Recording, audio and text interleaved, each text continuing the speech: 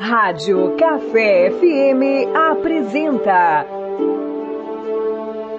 Programa Cristo no Lar.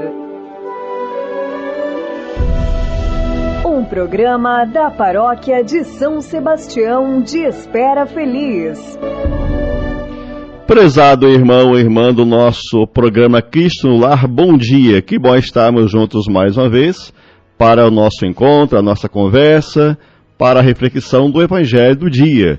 E a gente está falando sobre este mês que é o mês vocacional, mês que a igreja tem mais ainda carinho, mais amor, mais atenção para com a nossa vida vocacional.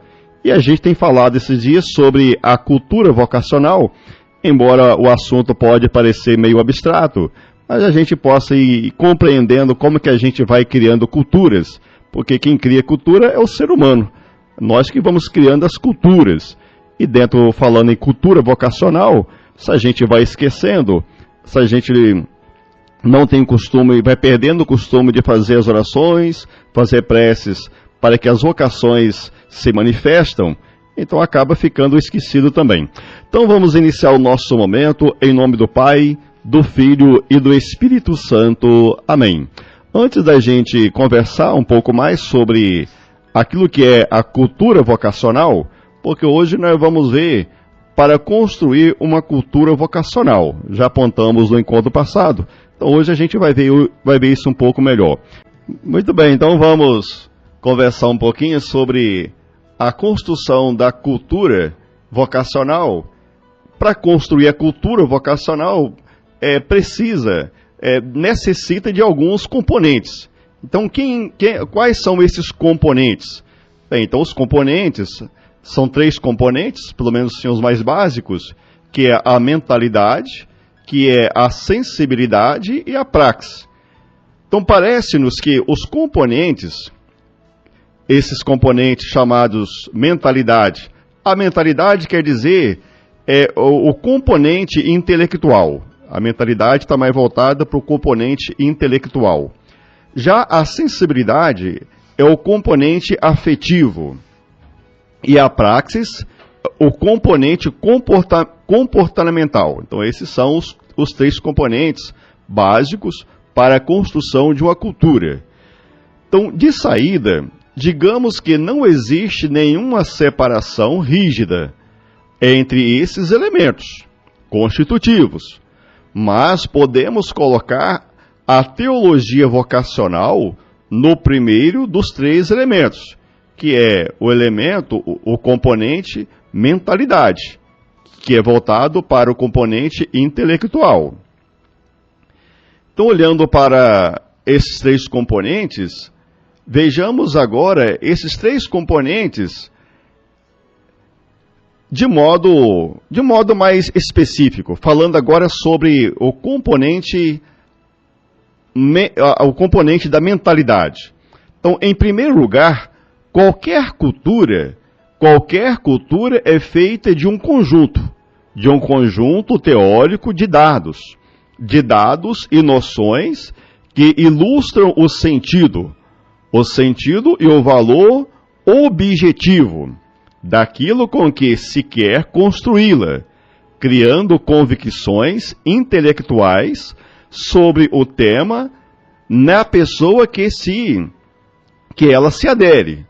Aqui, no nosso caso, a abordagem do assunto seria, sobretudo, do tipo intelectual cognitivo. E a cultura seria compreendida como teoria convincente, que faz nascer uma mentalidade correspondente na coletividade e nos indivíduos. Porque quando fala em cultura, a gente tem a questão mais individual, aquilo que é próprio de cada um, e depois vai formando o coletivo, vai formando essa rede, essa vivência. Então, quando fala em cultura, mesmo que pega no questão do indivíduo, mas tem também a coletividade. E aí vai formando as culturas. A cultura, neste sentido, é o ethos de um povo. O ethos quer dizer aquilo que é mais profundo, aquilo que é o mais básico. ou a consciência de quê? De uma coletividade. Então aí passa a ser um ethos de um povo. Algo que está no fundamento de uma identidade, e que se torna sempre mais modo e estilo de vida de uma comunidade inteira. Ou podemos até falar de uma cidade, de um bairro. Então, nesse ponto, tal conjunto ético veritativo se constitui em sistema e pode se tornar tradição. Então, quando a gente fala assim, as tradições, para que exista uma tradição, primeiro precisa ter ali a questão da formação da cultura, o ethos. Depois que vem aí a questão da tradição. Então, tradição, expressão e síntese da identidade de um grupo ou de um povo, ou sua identidade subentendida, que é transmitida pelos mais velhos aos mais jovens, como algo precioso e que não pode ser perdido na passagem das gerações. Então isso é mais a questão da mentalidade. Então, por exemplo, se quer construir uma cultura de vocação, porque é o caso nosso mês de agosto, nós estamos falando sobre cultura vocacional. Então, se quer construir uma cultura de vocação, então nesta primeira fase será necessário definir o sentido e o conteúdo do chamado e seu objetivo. Olha, para que Deus chama? O chamado é de Deus, os chamados são vários. Quando fala na vida vocacional, são muitos chamados. Cada pessoa, Deus chama de um modo. Então, mas chama para quê? Qual é a finalidade do chamado? Qual é o objetivo? Aí cada um vai respondendo, cada uma, a partir da sua vida orante, a partir da sua vida de entrega a Deus. Então, para passar em seguida a seu significado como o que qualifica a relação entre Deus, porque Deus é aquele que chama, e o ser humano, aquele que é chamado. Agora, Deus chama, mas para que possa ter a resposta, o ser humano precisa abrir o seu coração, abrir a sua mente, abrir a sua alma, o seu intelecto, indicando mesmo assim as razões profundas que tornam cada pessoa que é chamada também naquela que chama a outra. Porque quando fala no campo do chamado, da mesma forma que...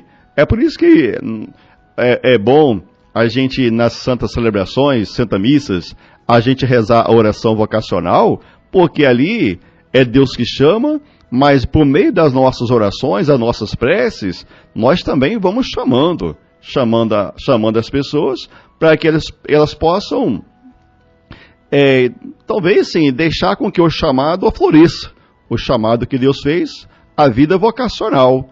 De algum modo, a gente vai assim, nesse modo, vai cativando, a gente vai de modo amoroso, colocando na cabeça da pessoa, ou despertando nela, porque Deus se coloca, não é a gente, mas vai despertando nela a noção do chamado.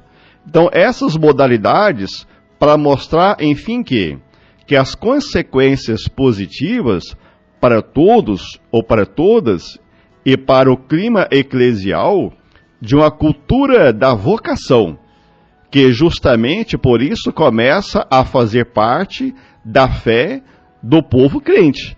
Então, se a gente tem o mês de agosto para falar sobre as vocações, é claro que a gente não fala em vocações só no mês de agosto, a gente deve falar o ano todo, mas o mês de agosto é para isso. É para que a gente possa debruçar mais, para que a gente possa dar mais atenção ainda à vida vocacional. Então, quando eu falo em vida vocacional, não estou dizendo aqui na questão de ser um sacerdote, ser um padre, ser freira, não, muito mais do que isso. É as nossas vocações.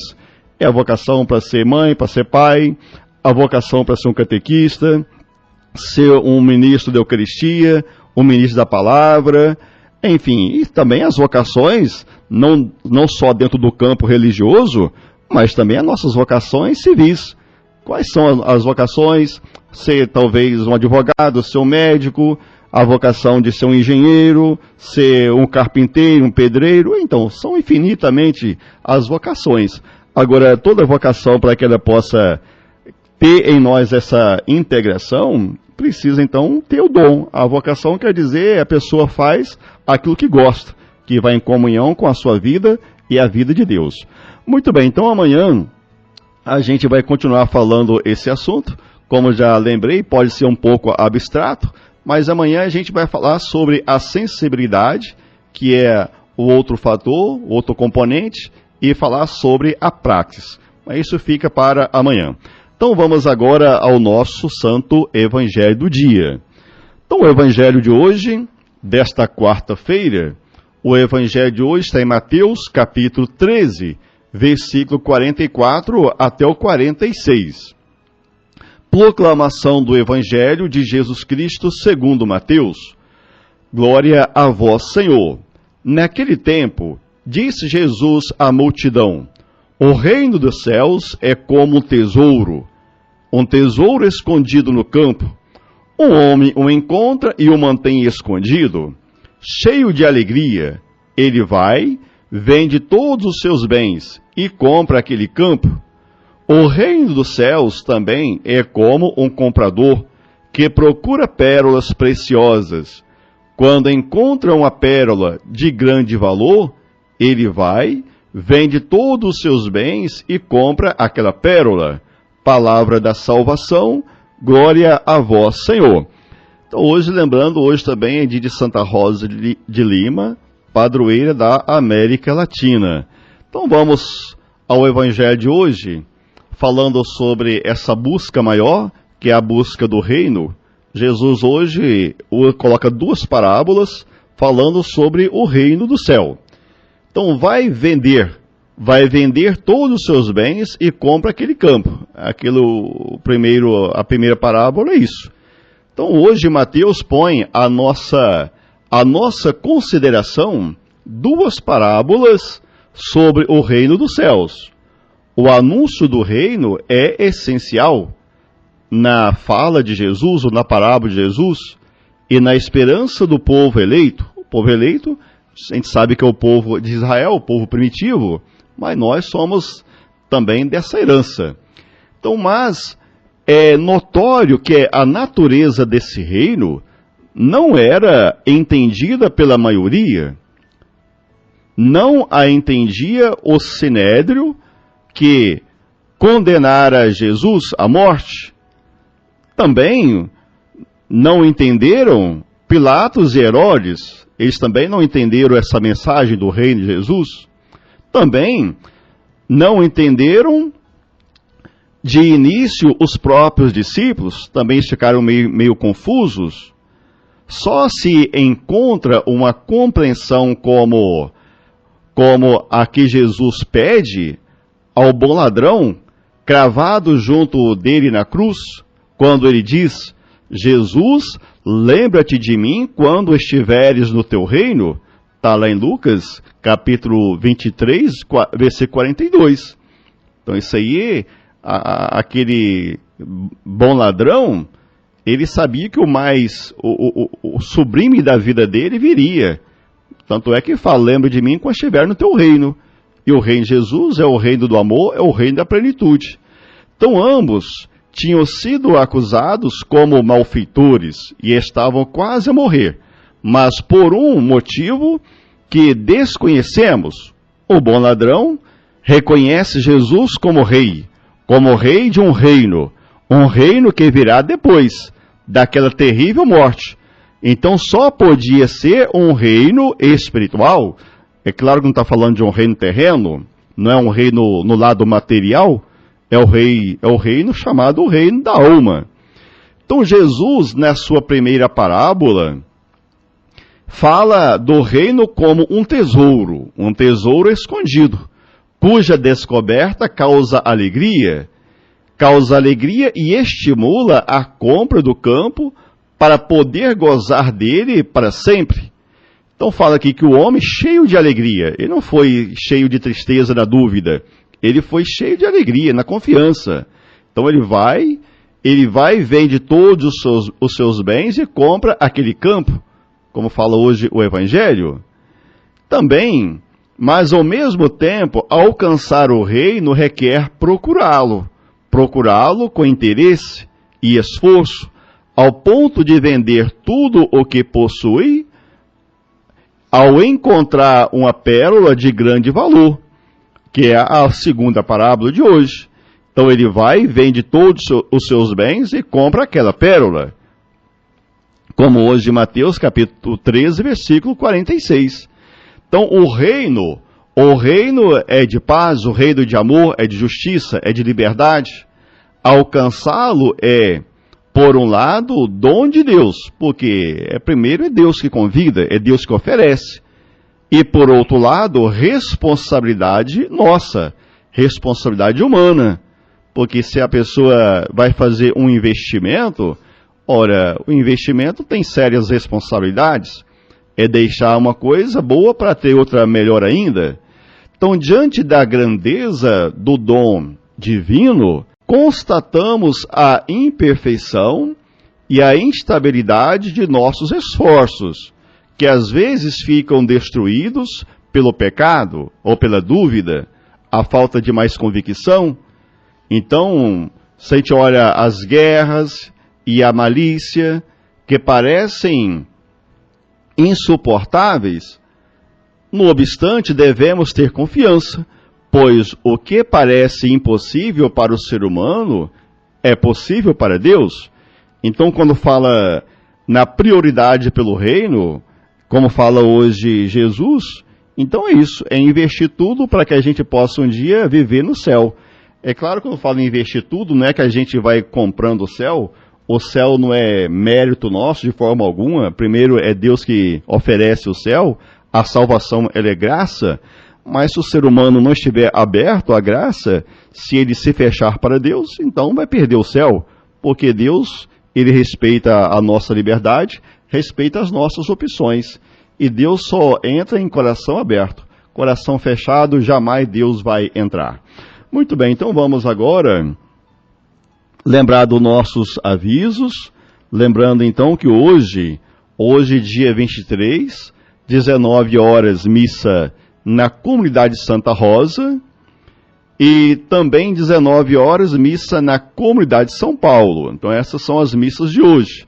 As missas de amanhã, quinta-feira, 19 horas, Limoeiro, 19 horas, Pedra Menina. Então essas são as missas de amanhã.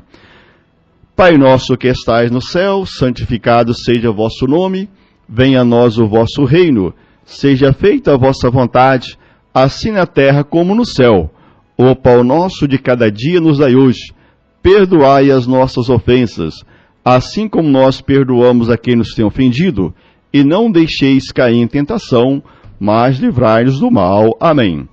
Então, meu amado irmão e irmã, que o Senhor Deus continue abençoando o dia, abençoando o trabalho, em nome do Pai, do Filho e do Espírito Santo. Amém.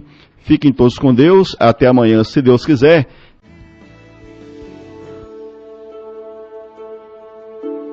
A Rádio Café FM apresentou programa Cristo no Lar.